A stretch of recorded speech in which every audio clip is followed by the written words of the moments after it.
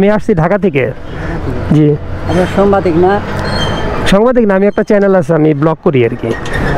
এবং আপনারা খুব সুন্দরভাবে এই রাস্তা দিয়ে দক্ষিণবঙ্গ থেকে উত্তরবঙ্গ, ঢাকা থেকে উত্তরবঙ্গ অথবা মানিকগঞ্জ থেকে উত্তরবঙ্গ খুব সুন্দরভাবে যেতে পারবেন। তো এখান থেকে এই ডান পাশ থেকে আরিচা পাটুরিয়ার গাড়িগুলো সব আসতেছে ঘাট পার হয়ে, এবং এরা এখান দিয়ে চলে যাচ্ছে হচ্ছে ঢাকার দিকে। আমার এই ভিডিওটা যদি শেয়ার করে দেন তাহলে হয়তো বা এই রাস্তাটা অনেকের জন্যই খুব হেল্পফুল হবে। অনেকে এই সাইড দিয়ে উত্তরবঙ্গে যেতে পারবে, এবং এই রাস্তাটা বিশেষ করে ঈদ বা কোনো উৎসবের সময় যখন রাস্তায় প্রচুর যানজট থাকে তখন এই রাস্তাটা ইউজ করাটা একটা ওয়াইজ ডিসিশন হবে আই থিঙ্ক। তো hey viewers, welcome back to my channel and you are watching Tejaswi blog. আজকে আপনাদেরকে একটা জিনিস দেখাবো আমি, সেটা হচ্ছে আমি এখন যেখানে দাঁড়ায় আছি এই জায়গাটার নাম হচ্ছে দৌলতপুর। তো এইখান থেকে আমার হাতের ডান দিকে যেটা এই রাস্তাটা চলে গেছে হচ্ছে নাগরপুর হয়ে টাঙ্গাইল। এখান থেকে নাগরপুর খুব বেশি দূরে না। কাকা, এখান থেকে নাগরপুর যাইতে কতক্ষণ সময় লাগে?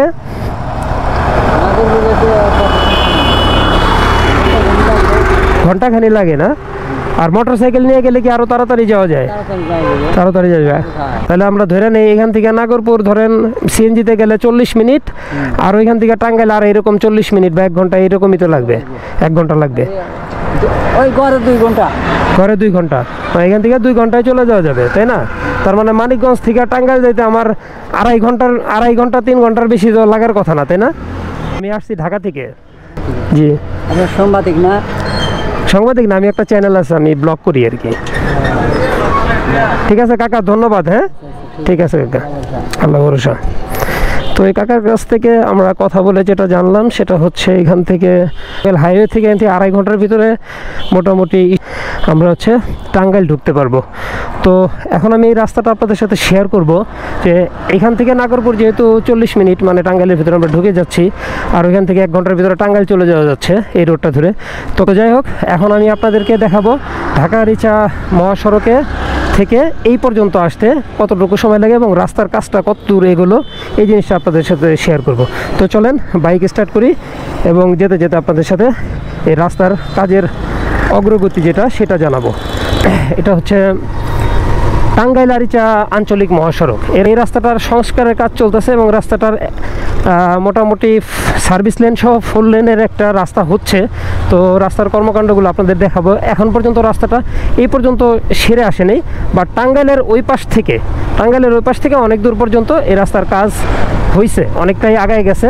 জাস্ট এই মাঝখানের এই কিছুটা রাস্তা যেটা এখন আমি যাচ্ছি, এরকম মাঝখানের কিছু রাস্তাতে হচ্ছে এই কাজটা এখন পর্যন্ত কমপ্লিট হয় নাই। তাছাড়া আদারওয়াইজ অন্যান্য জায়গার কাজ মোটামুটি হয়ে গেছে। তো এখন আমি এই রাস্তাটা ধরে ঢাকা আরিচা হাইওয়েতে উঠব এবং আপনাদেরকে এই রাস্তার কাজের অগ্রগতিটা জানাবো। রাস্তাটার নাম আমি আরেকবার বলতেছি, এটা হচ্ছে আরিচা টাঙ্গাইল আঞ্চলিক মহাসড়ক। প্রচুর মোড় এখানে। কিছুদিন আগে আমি এই রাস্তার একটা আপডেট আপনাদেরকে দিয়েছিলাম, তখন হচ্ছে শুধুমাত্র রাস্তার কাজটা চলতেছিল। কিন্তু মিন টাইম আরেকটা জিনিস বলি, আমার লুকিং গ্লাসটা ভাঙা দেখতে পাচ্ছেন আপনারা। এই যে দেখেন, আমার লুকিং গ্লাসটা ভেঙে গেছে। কিভাবে ভাঙছে জানেন? এই গল্পটা আপনাদের সাথে একটু পরে বলতেছি।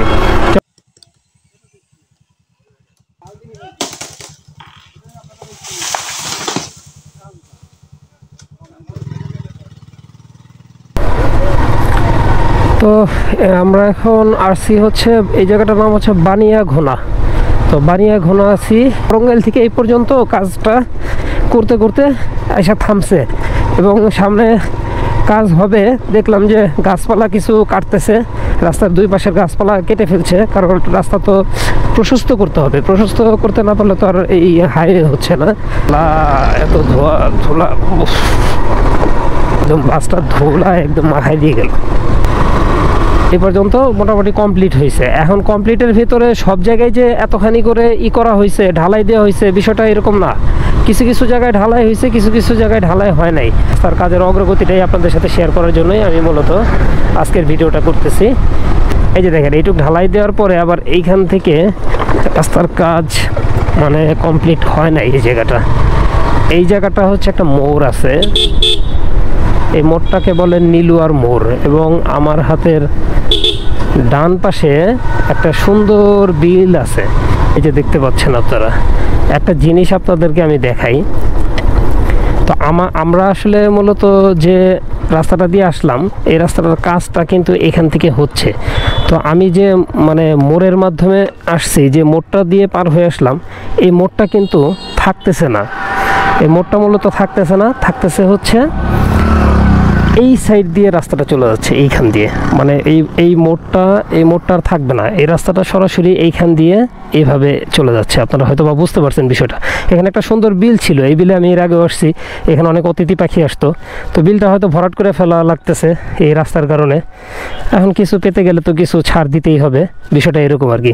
তো এই মোড়টা আর থাকতেছে না, এখন এই রাস্তাটা সরাসরি এইখান দিয়ে চলে যাবে। এইখান দিয়ে এসে রাস্তাটা এই দিক দিয়ে সরাসরি যে আমি যে রাস্তাটা আপনাদের দেখালাম যে ঢালাই হয়ে গেছে, ওই রাস্তাটার ওইখানে যে মিশবে। তো চলেন সামনের দিকে যাই, দেখি আরও রাস্তার আপডেট কত দূর কেমনে কি আপনাদেরকে জানাচ্ছি। চলেন যাই।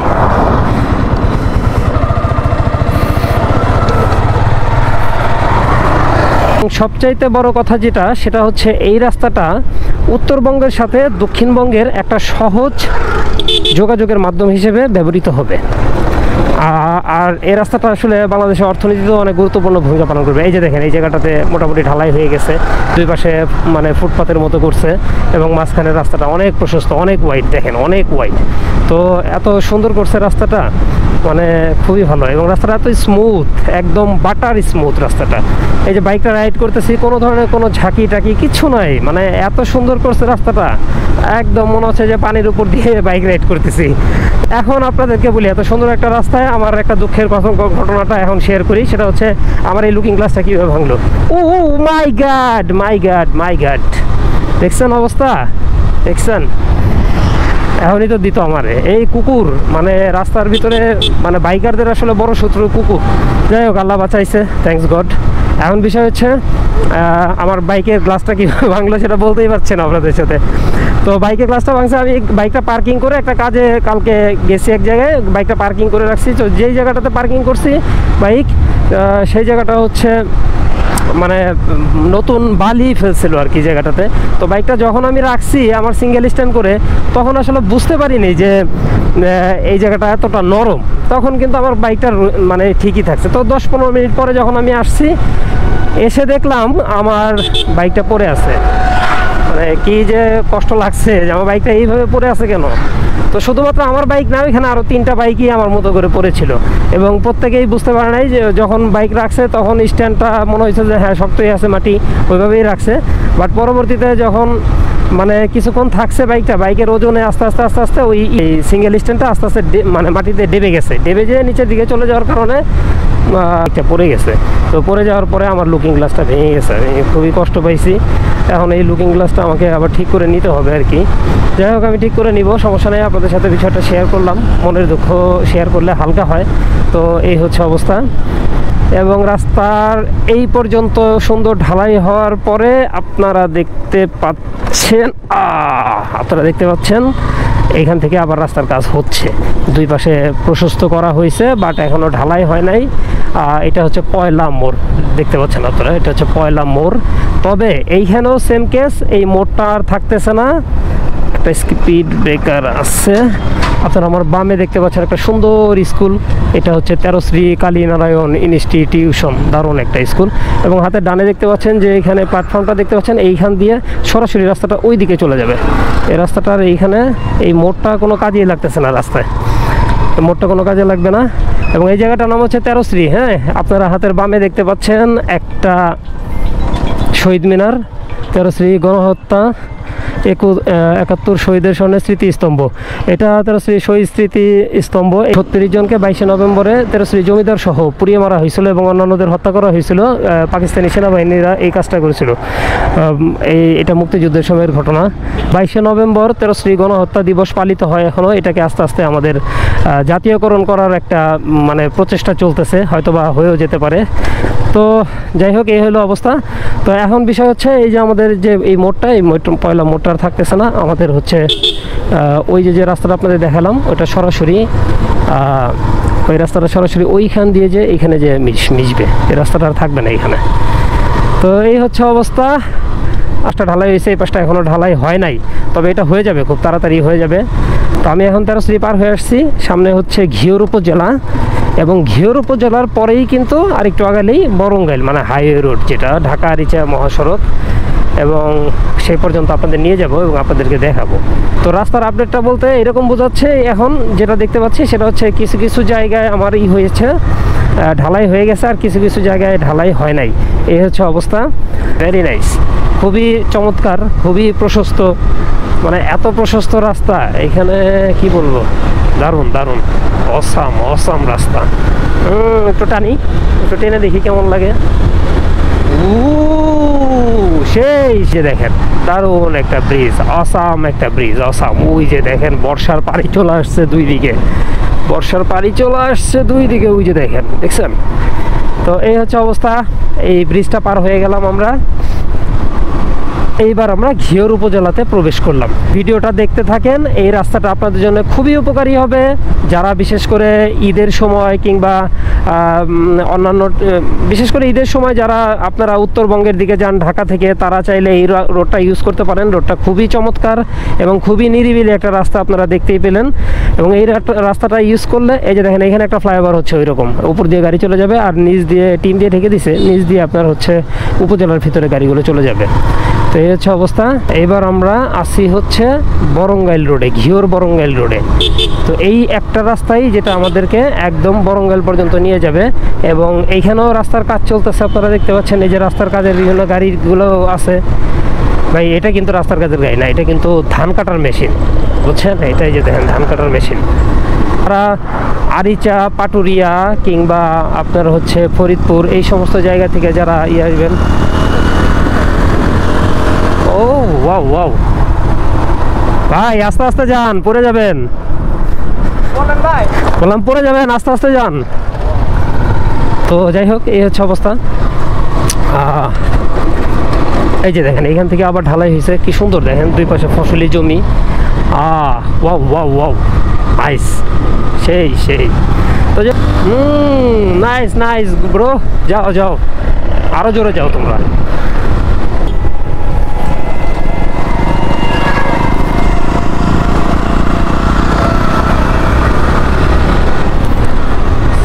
একটু পাশ কাটিয়ে চলে আসলাম। তো যেটা বলতেছিলাম সেটা হচ্ছে আমাদের পাটুরিয়া থেকে, পাটুরিয়া ঘাট থেকে যারা ওই পার থেকে আসবেন, ফরিদপুরের পাশ থেকে, ঢাকা থেকে যারা আসবেন, তাদের জন্য আরও সুবিধা। তারা ওই ঈদের সময় যে যানজটটা হয়, ওই নবীনগর দিয়ে গেলে চন্দ্রার ওইদিকে যে যানজটটা হয়, সেই যানজটটা আপনারা কিন্তু ফেস করবেন না এই রাস্তাটা দিয়ে আসলে, এবং খুব আরামে যেতে পারবেন। এই যে দেখেন এখানে রাস্তার কাজ চলতেছে। তো ঘিওর থেকে বরঙ্গাইল আসতে আসলে, মানে আপনি যেভাবে আসেন ম্যাক্সিমাম 10 মিনিটসের বেশি লাগবে না, লাগার কথা না। 10 মিনিটস, অনলি 10 মিনিট লাগবে ঘিওর থেকে বরঙ্গাইল। বরঙ্গাইলের খুব কাছাকাছি চলে আসছি, এবং বরঙ্গাইল পর্যন্তই আপনারা যদি দেখতে পান, হয়তো বা রাস্তাটা সম্পর্কে আপনাদের একটা আইডিয়া হয়ে যাবে, এবং আপনারা খুব সুন্দরভাবে এই রাস্তা দিয়ে দক্ষিণবঙ্গ থেকে উত্তরবঙ্গ, ঢাকা থেকে উত্তরবঙ্গ, অথবা মানিকগঞ্জ থেকে উত্তরবঙ্গ খুব সুন্দরভাবে যেতে পারবেন। নির্ভেজালভাবে যানজট মুক্ত প্রাকৃতিক পরিবেশে একটা সুন্দর রাস্তা হিসেবে এই রাস্তাটাকে আপনারা ইউজ করতে পারেন, এবং খুব আরামে এখান দিয়ে যাতায়াত করতে পারেন। তো আমি চলে আসছি বরঙ্গাইলের কাছাকাছি, সামনেই হাইওয়ে, ঢাকা আরিচা হাইওয়ে। তো এই রোডটাতে এই যে কাজ চলতেছে দেখেন, এই পাশটাতে উঁচু করছে, মানে এতখানি উঁচু এই সাইডটাও হবে। এই সামনে হচ্ছে bus stand, Baranggail bus stand আপনারা দেখতে পাচ্ছেন। আমার হাতের বামে 15 কিলোমিটার, মানিকগঞ্জ ঢাকা 66 কিলোমিটার, এবং পাটুরিয়া হচ্ছে 13 কিলোমিটার। পাটুরিয়া আমার হাতের ডান দিকে। বরঙ্গাইলের বাস স্ট্যান্ডে আমি এখন ঢুকবো। বাবা অনেক যাত্রী চাপ দেখছেন, কারণ সবাই ঢাকামুখী, কারণ ঈদের পরে সবাই ঢাকা যাচ্ছে। তো আমি একটু এইখানে দাঁড়াই, আপনাদেরকে একটু দেখাই এই জায়গাটা। তো দেখতে পাচ্ছেন আমি যেখানে দাঁড়িয়ে আছি, এই জায়গাটার নাম হচ্ছে বরঙ্গাইল। এবং তো এখান থেকে এই ডান পাশ থেকে আরিচা পাটুরিয়ার গাড়িগুলো সব আসতেছে ঘাট পার হয়ে, এবং এরা এখান দিয়ে চলে যাচ্ছে হচ্ছে ঢাকার দিকে। তো এই পাশ থেকে যারা আসতেছে, এই পাশ, তাহলে আপনারা বুঝতে পারলেন এটা হচ্ছে বরঙ্গাইল ঢাকা আরিচা হাইওয়ে। আমার হাতের বামে হচ্ছে ঢাকা মানিকগঞ্জ, আর আমার হাতের ডান পাশে হচ্ছে আরিচা পাটুরিয়া। তো এই পর্যন্তই ছিল রাস্তার আপডেট। আপনারা দেখলেন রাস্তার আপডেটটা আপনাদেরকে জানানোর চেষ্টা করলাম। তো কেমন লাগলো আমার ভিডিওটা একটু কমেন্ট করে জানাবেন, আর ভিডিও ভালো লাগলে অবশ্যই একটা লাইক করে দিবেন, আর শেয়ার করে অন্যকে একটু দেখার সুযোগ করে দিন। বিকজ আমার এই ভিডিওটা যদি শেয়ার করে দেন তাহলে হয়তো বা এই রাস্তাটা অনেকের জন্যই খুব হেল্পফুল হবে। অনেকে এই সাইড দিয়ে উত্তরবঙ্গে যেতে পারবে, এবং এই রাস্তাটা বিশেষ করে ঈদ বা কোনো উৎসবের সময় যখন রাস্তায় প্রচুর যানজট থাকে তখন এই রাস্তাটা ইউজ করাটা একটা ওয়াইজ ডিসিশন হবে আই থিঙ্ক। সো আজকে আর ভিডিওটা বড় করব না, এখন আমি চলে যাবো এই দিক দিয়ে মানিকগঞ্জ, এবং মানিকগঞ্জ থেকে পরবর্তীতে ঢাকা। তো ভালো থাকবেন সবাই, দেখা হবে নতুন কোনো ভিডিওতে। ততদিন পর্যন্ত সুস্থ থাকবেন এবং আমাকে একটু কাইন্ডলি সাপোর্ট করবেন, বিকজ আপনাদের সাপোর্টটা আমার খুবই দরকার। আর আপনাদের সাপোর্ট না পেলে আসলে এত কষ্ট করে ভিডিও বানিয়ে আমার কী লাভ বলেন। একটু কাইন্ডলি সাপোর্ট করবেন, সাবস্ক্রাইব করবেন আমার চ্যানেলটি। তো ভালো থাকবেন সবাই, দেখা হবে নতুন করে ভিডিওতে। টাটা।